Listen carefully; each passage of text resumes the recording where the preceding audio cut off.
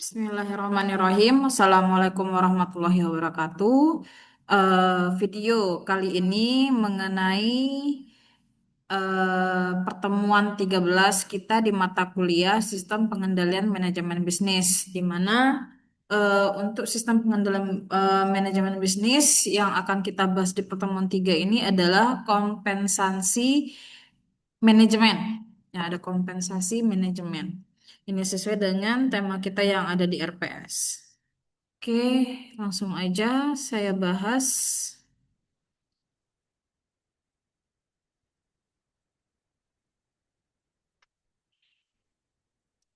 Oke, jadi kenapa kita membahas kompensasi ya?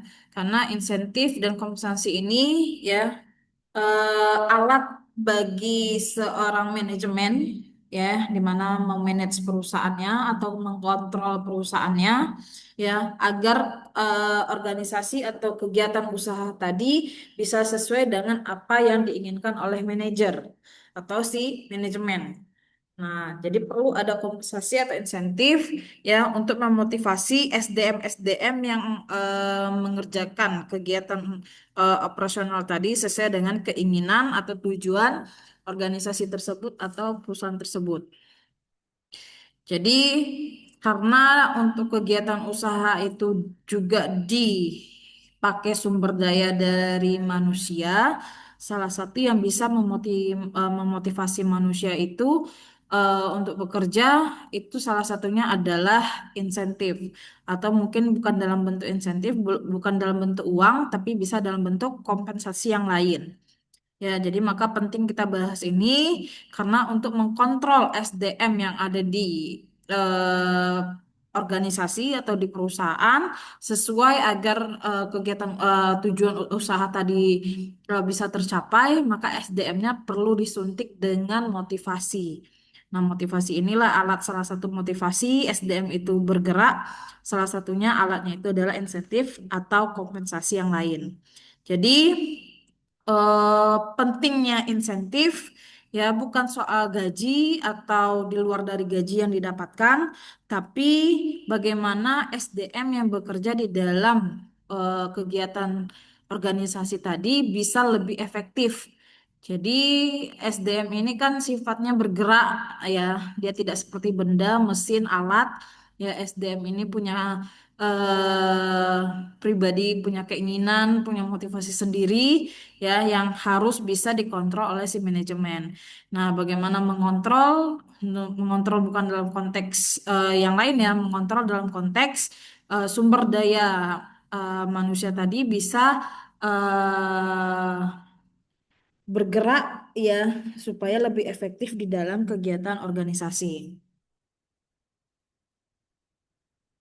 Oke, jadi ini berdasarkan hasil empiris dan teori manajemen, ya. Jadi hasil empiris, hasil penelitian dan teori-teori manajemen yang lain, insentif ini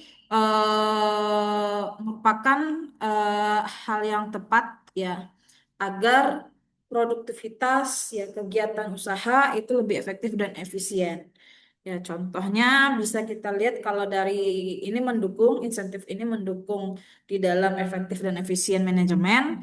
Di dalam teori manajemennya juga dimotivasi Hasberg mengatakan insentif juga merupakan motivator yang bisa memberikan kepuasan kinerja yang diberikan ke dalam kegiatan organisasi.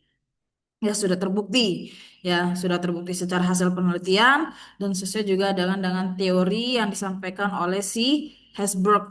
Nah, di mana insentif ini sangat mendukung dalam menggerakkan manage suatu organisasi itu lebih efektif dan efisien. Oke, jadi hasil penelitian utamanya ada dampak positif di dalam finansial, ya itu berupa bonus saham, ya. Kemudian insentif uang lainnya ya bisa membuat proses kerja karyawan ya proses kerja sumber daya manusia itu lebih meningkat ya lebih eh, yang tadinya 10 bisa jadi 20 dengan ada termotivasi dengan diberikan insentif. Ya, kemudian pengaruh keadilannya ya pasti ada. ya karyawan yang biasa saja dan karyawan yang kinerjanya lebih effort, pasti itu harus ada perbedaan antara pemberian haknya. Ya, jadi karyawan manajer juga akan lebih keras gimana insentif ini bisa didapat atau mungkin termotivasi dengan kebutuhan si pihak SDM, ya. Dan diharapkan pengaruh keadilan ini sangat penting karena dengan transparan, dengan jelas kenapa dia diberikan insentif, kenapa tidak, itu seharusnya lebih jelas, ya, harus transparan. Nah, kemudian ada peran komunikasi, ya. Komunikasi ini berarti di awal sudah disampaikan, jikalau tercapai target, maka dapat komisi, maka dapat insentif. Jikalau nggak tercapai, ya biasanya kalau perusahaan ada yang memberikan sanksi atau mungkin tidak ada sanksi tapi tidak dibebankan, tidak diberikan insentif gitu. Jadi di awal sudah ada komunikasi. Kemudian tantangan dan risiko insentif ini, ya, ya tantangannya mungkin bisa terjadi manipulasi data, mungkin ada yang sikap yang tidak etis. Ya, ini antara manajemen lah ya, manajemen pihak-pihak pegawai, ya, di mana untuk mendapatkan insentif itu melakukan kecurangan. Ya, kenapa bisa melakukan kecurangan? Karena yang insentif ini kan diberikan kepada manusia. Manusia ini punya sikap eh, yang bisa mengambil keputusan sendiri, ya. Jadi ilmu keperilakuan sendiri pun perlu dipelajari oleh si manajemen. Jadi perlu ada pengawasan, ya, perlu eh, suasana suasana organisasinya itu yang kondusif, ya. Jadi tidak melakukan kecurangan supaya dapat insentif.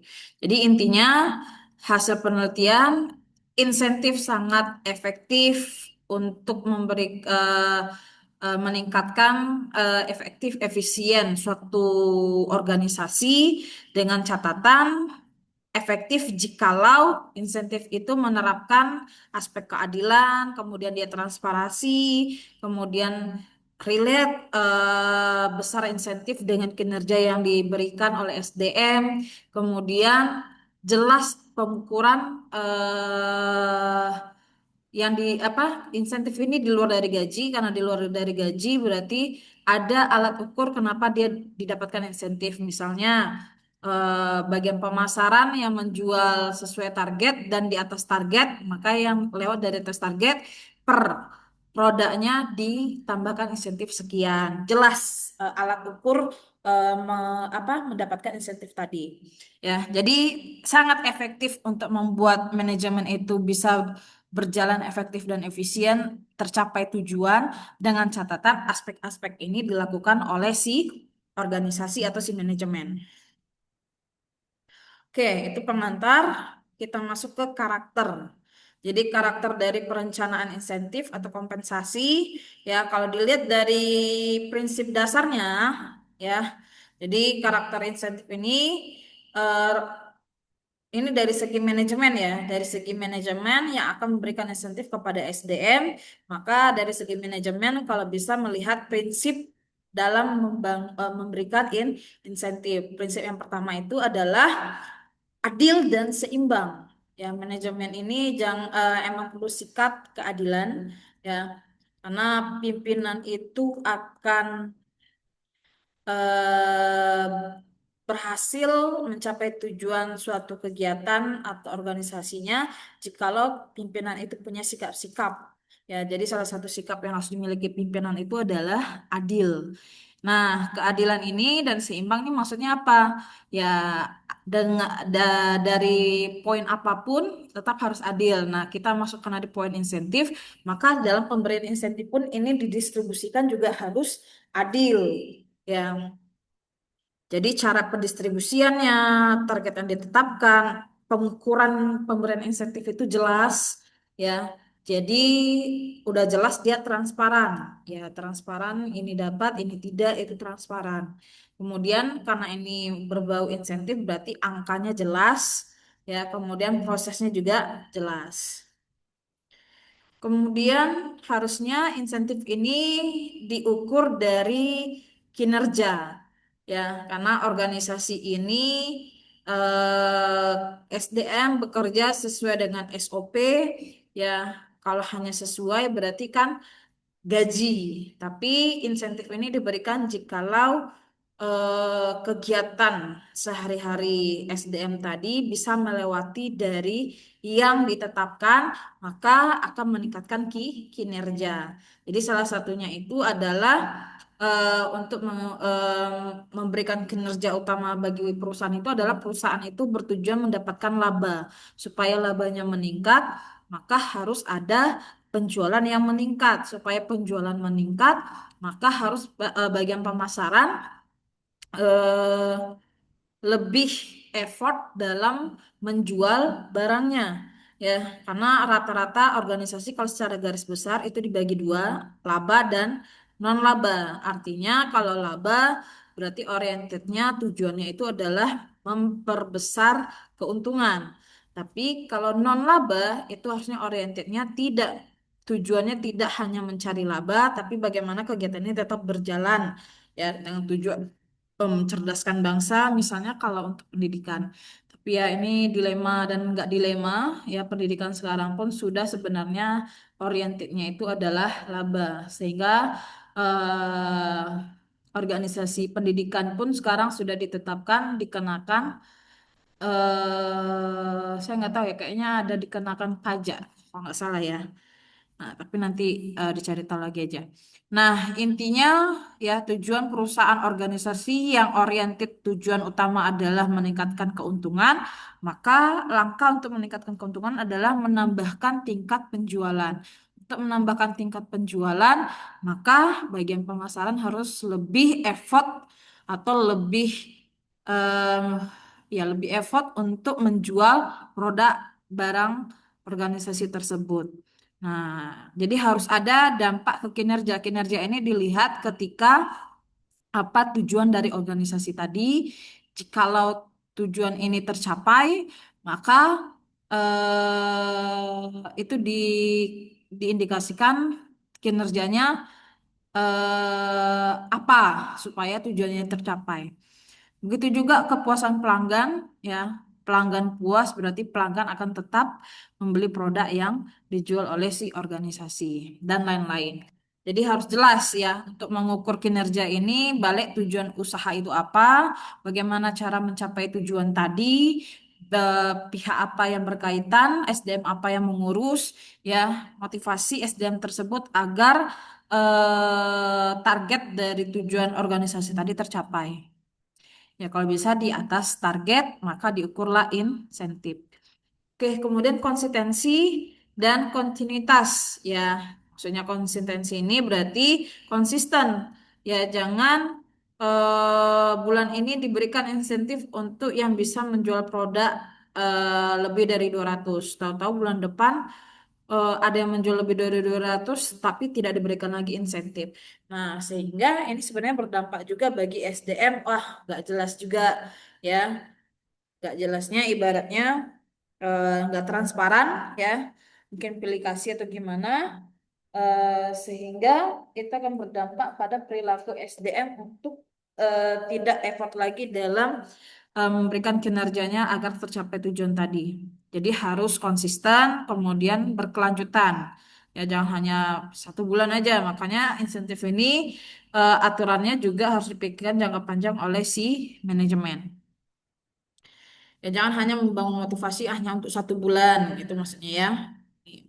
Kemudian fleksibel, ya boleh dirubah sesuai dengan keadaan, baik dari keadaan faktor mikro di dalam perusahaan atau faktor makro di luar perusahaan. Ya, dengan faktor makro misalnya bulan Ramadan dengan bulan bukan Ramadan, ya, penjualan itu lebih meningkat di bulan Ramadan. Maka seharusnya ini peluang untuk menjualkan produk. Nah, untuk menjual produk ini berarti bolehlah ditambahkan, nggak usah dibuat insentif. Kita buat insentifnya misalnya di bulan yang bukan di situ produk terjual tinggi. Karena produk tidak terjual tinggi, maka diberi motivasi ya berupa insentif jikalau target tercapai maka mendapatkan insentif. Nah, ini salah satu bentuk yang bisa dilakukan oleh pihak manajemen agar tujuan perusahaan tadi tercapai. Kemudian diberikan motivasi dan peragaan. Jadi tidak hanya insentif, ada bentuknya kompensasi. Kompensasi ini misalnya penghargaan. Ya, penghargaan ini misalnya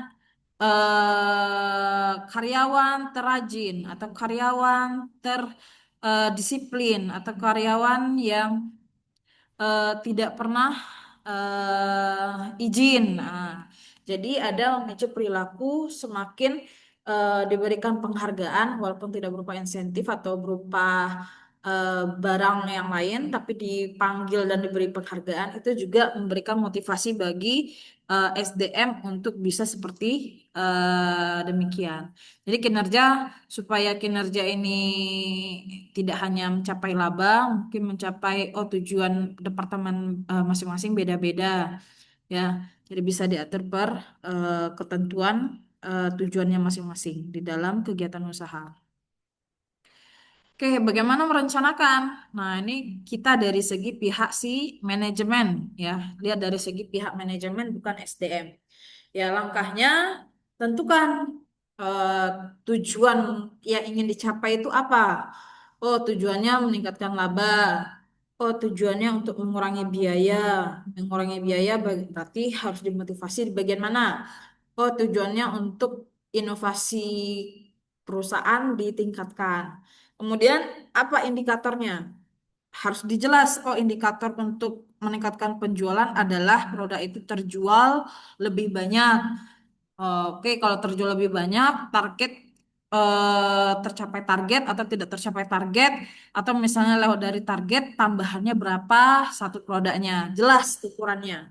Ya, kalau kayak kami di Pancabudi, ya KPI ini sudah dapat berdasarkan persentase. Jadi tercapai kegiatan ini dapat persentase KPI-nya sekian persen. Membuat jurnal dapat KPI-nya sekian persen dari total yang ditetapkan. Jelas alat ukurnya. Kemudian desain struktur insentif. Ya, jelas sistem yang dibuat oleh perusahaan dan dikomunikasikan, disosialisasi. Ya, jangan sampai SDM itu tidak tahu bahwasanya sistem di dalam perusahaan tempat dia bekerja itu ya memiliki insentif yang jika ingin mendapatkan hal tersebut ya perlu melakukan poin-poin yang telah disampaikan. Jadi harus disosialisasikan poin-poin agar tujuan perusahaan membuat insentif ini tercapai ya. Tujuannya membuat insentif kinerja meningkat, tapi SDM nggak ada yang tahu bahwasanya ada insentif ya, di mana tuh dia manajemen untuk menekan kinerja. Jadi harus disosialisasikan kepada seluruh SDM.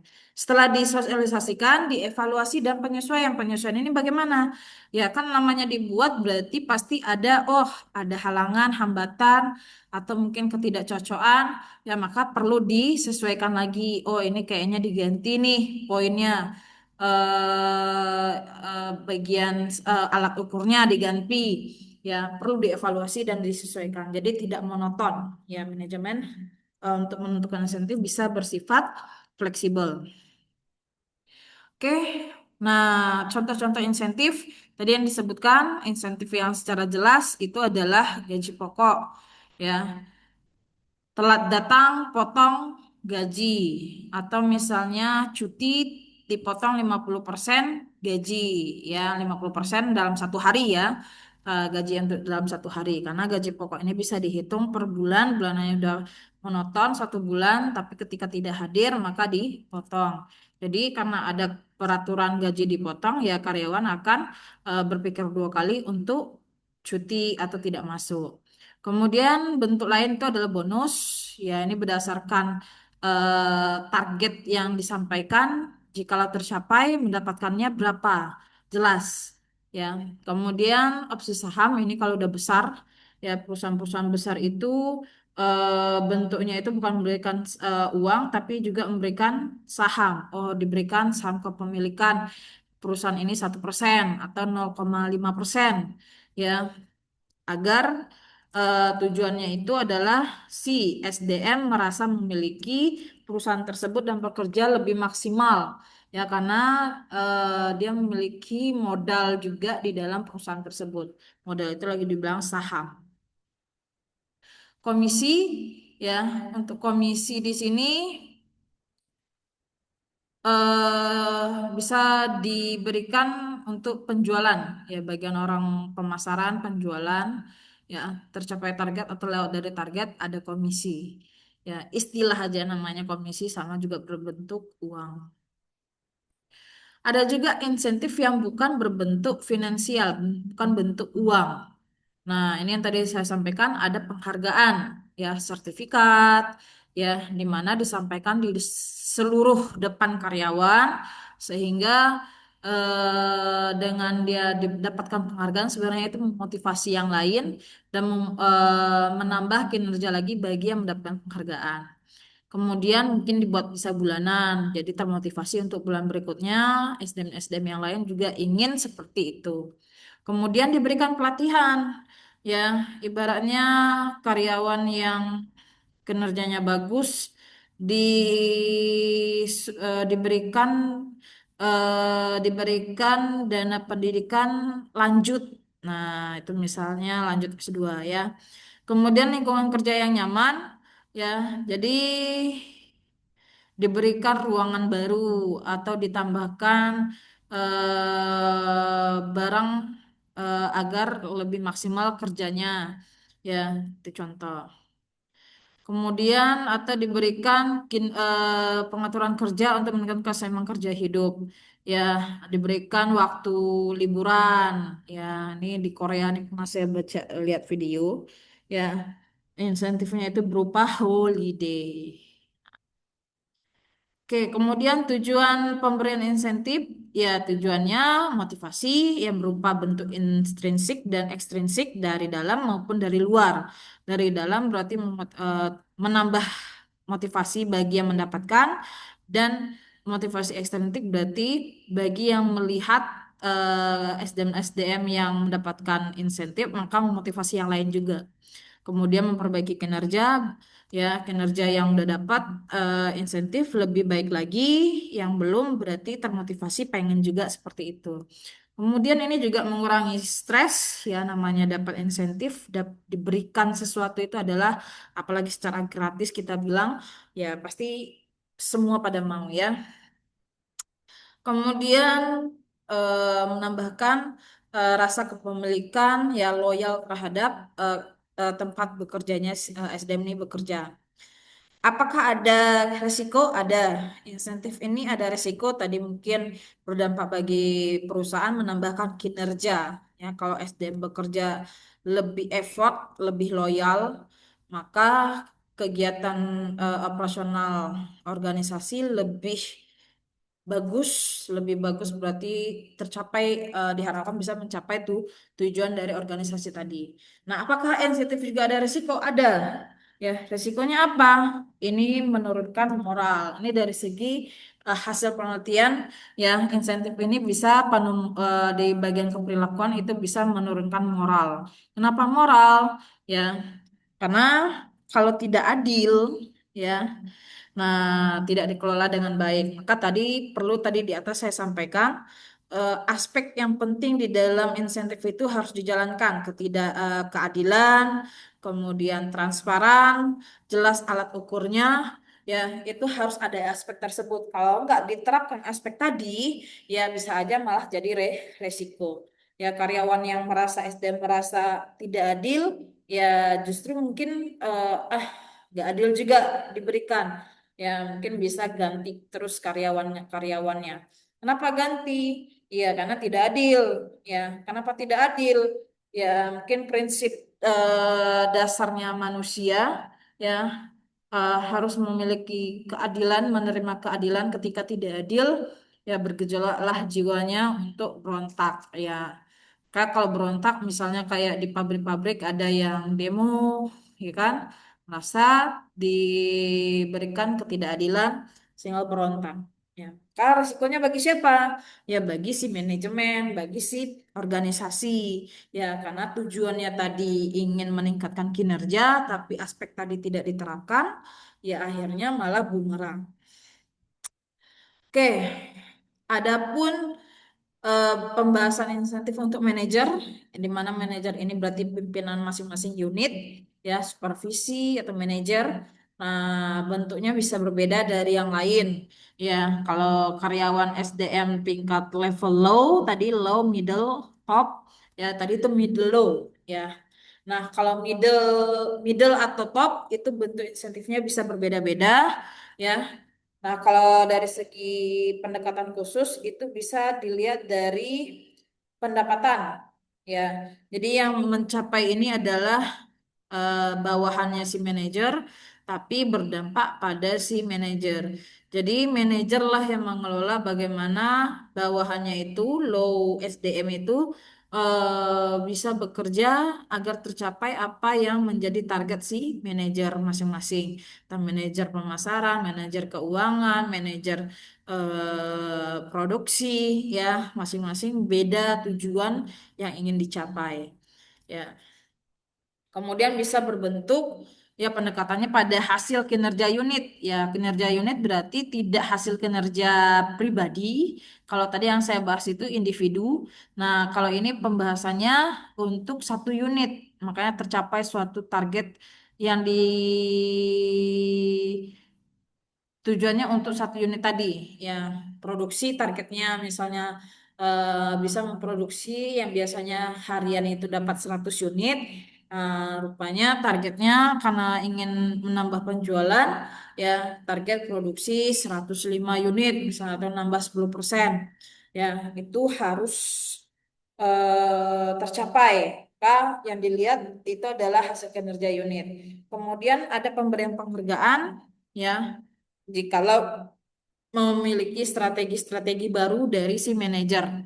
Ya, jadi manajer ini emang harus bisa bertindak inovasi, ya apalagi dengan berkembang dengan faktor dari makro ya seperti IT juga, ya itu harus ya sikap yang harus dimiliki oleh seorang manajer sehingga ketika dia mempunyai ide atau inovasi baru yang akan berdampak pada tujuan perusahaan, ya maka bisa diberikan penghargaan. Jadi tetap ada bentuk penghargaan. Kemudian ada penghargaan berjenjang, ya tercapai 10%, tercapai 15%, tercapai 20%, ya semakin tercapai tingkatannya, semakin tinggi penghargaan yang diberikan. Ini kalau kita lihat misalnya dari segi ini ya, MLM, siapa yang pernah bekerja sebagai MLM, ya di situ ada jenjang proses, ya merekrut 3 orang, merekrut 6 orang, ya maka manajer orang yang sudah merekrut di bawahnya 10 dia udah jadi atasnya top. Nah, itu ibaratnya kalau lebih spesifik membahas tentang insentif ini, bolehlah kalian pelajari tentang MLM tadi. Kemudian ada sistem bonus dan saham.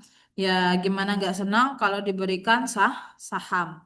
Ya, saham berarti manajemen top nggak akan apa, nggak akan nyesal membuat insentif berupa saham, ya saham perusahaan. Jikalau manajer tadi emang memiliki kapasitas yang bagus untuk eh, eh, perusahaan, ya bakal dipertahankan. Dengan cara mempertahankan itu adalah diberikan saham. Ketika manajer diberikan saham, maka manajer itu akan lebih loyal lagi atau lebih eh, merasa memiliki perusahaan, maka effort bekerja lebih besar. Ya, karena saham ini bentuk insentif yang jangka panjang, beda dengan tadi insentif apa tambahan penghargaan itu nggak jangka panjang, tapi kalau saham ini beda dari yang lain, ya ini yang bentuk motivasi jangka panjang. Ibaratnya ketika dapat motivasi bekerja itu bisa bertahun-tahun ke depan. Ya, kemudian ada bentuk jenis insentif yang umum, ya bonus berbasis pencapaian. Tadi ini sesuai target, melampaui target.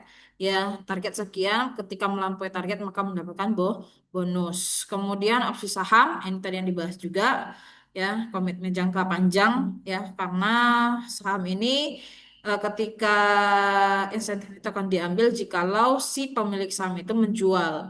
Dan kalau nggak dijual berarti ya tetap aja itu perusahaannya milik dia dengan catatan berapa saham, berapa persen saham yang dimiliki. Ya, mungkin misalnya manajer diberikan fasilitas tambahan. Ini mungkin yang diterapkan oleh pihak-pihak pejabat kita yang mendapatkan fasilitas ketika lampu merah, tenong, tenong, tenong, polisi sudah berbaris, kita disuruh stop, mobil berplat merah sudah diberikan hak akses jalan utama, ya, yang lain minggir dulu. Nah, itu contoh. Ya. Itu kalau contoh dari pemerintahan yang bisa kalian lihat secara terang di mata kalian, ya secara fakta. Ya, karena kalau kalian di perusahaan kan belum tentu, atau mungkin yang nonton-nonton drama, ya, selain melihat alur cerita drama, kalian juga memperhatikan siklus bisnis yang terjadi di drama tersebut. Itu lebih bagus. Ya harus nampak, jangan hanya teori, tapi dibayangkan kegiatan tersebut.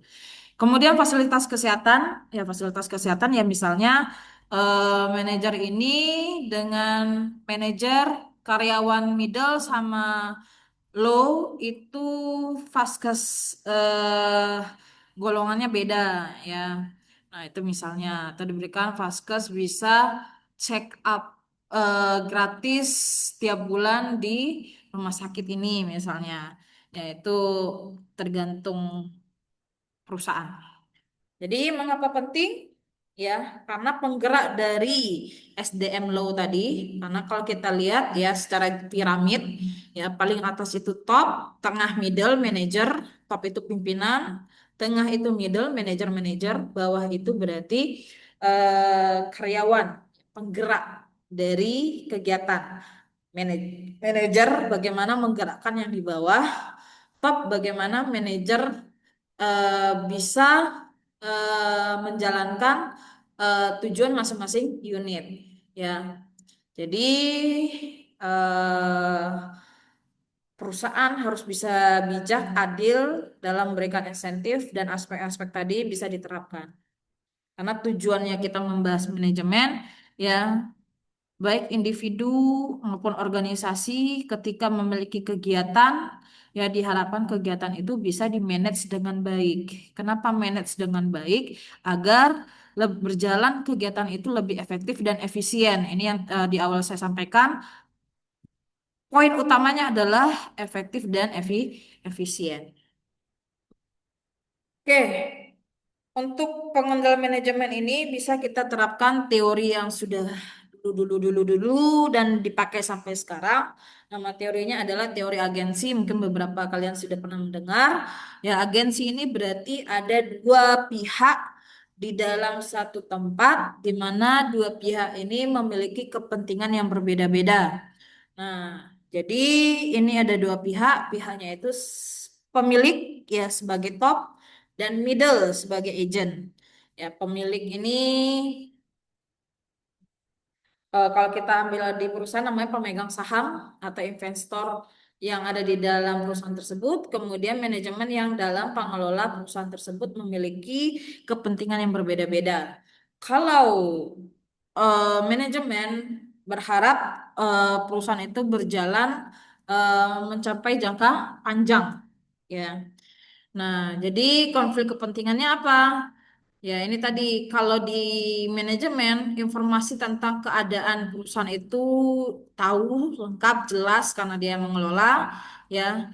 Tapi hampir bisa namanya dikelola masih sama manusia. Manusia ini punya keinginan sendiri ya, tidak bisa seperti malaikat harus patuh dan tunduk ya. Manusia bisa bersikap memilih ya. Maka ketika mendapatkan sikap bisa memilih, bisa saja ya manusia tadi selaku manajer ya bisa atau selaku manajemen bisa bertindak untuk keuntungan pribadi ya. Jadi contoh seorang manajer mungkin berusaha memaksimalkan gaji fasilitas pribadinya ya, karena aturan perusahaan ditetapkan oleh si manajer atau pimpinan perusahaan direkturnya. Nah, tapi tidak ada kontribusi yang besar di dalam kegiatan perusahaan tadi. Ya, itu contoh nyatanya. Ya, dibuat gaji pimpinan direktur sekian, pimpinan ini sekian, sekian, sekian, sekian, sekian, sekian. Saking besarnya gaji, ketika akhir tahun, ya, laba itu kecil. Ketika laba kecil, maka pemegang saham yang menerima hasilnya kecil. Jadi kalau kalian bayangkan gaji pimpinan direktur di dalam perusahaan itu sampai 20 juta tiap bulan, ya, maka setahun aja sudah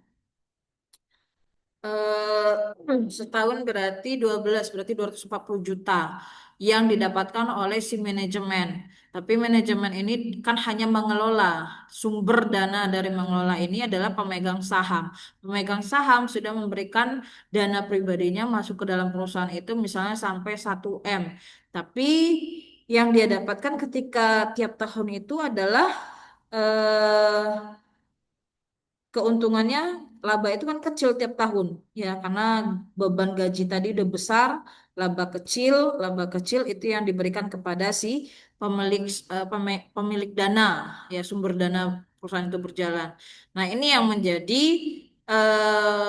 konflik, ya, konflik manajemen dan si sumber dana tadi, ya, kerjasama pengelola dan sumber dana pemilik dana. Oke, apa solusinya? Apa konsepnya? Ya, maka dibuatlah pengguna insentif. Ya, kontrak jelas, ya, kontrak jelas, kontrak gajinya berapa harus jelas. Ya, hitam di atas putih. Ya, kemudian ada controlling. Maka agar manajemen ini tidak semena-mena dalam bertindak, maka adalah di dalam suatu perusahaan itu namanya audit. Ya.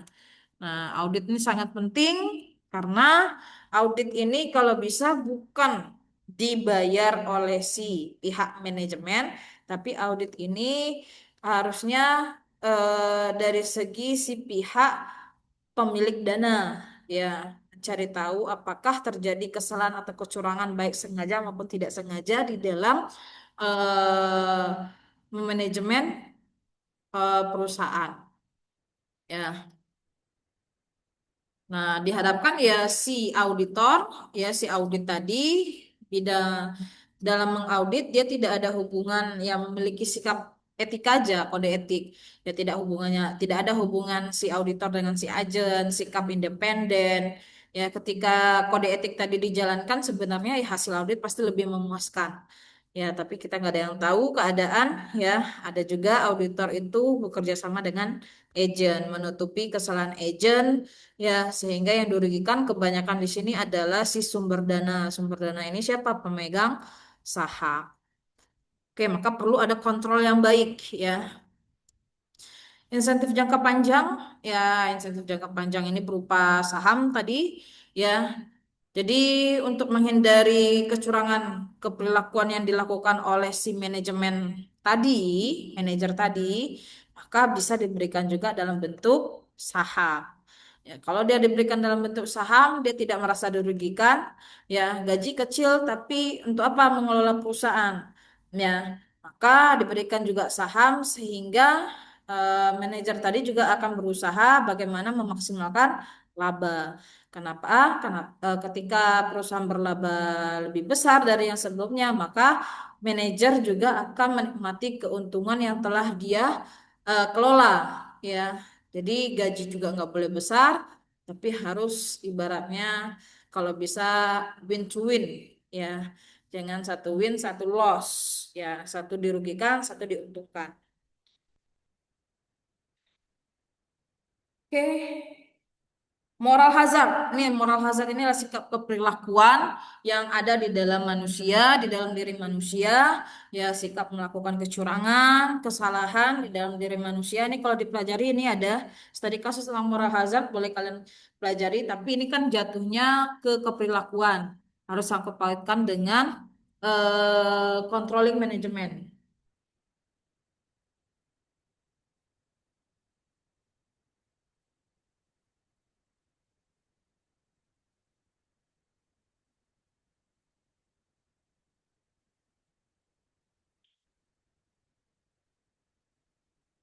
Oke, itu aja untuk materi.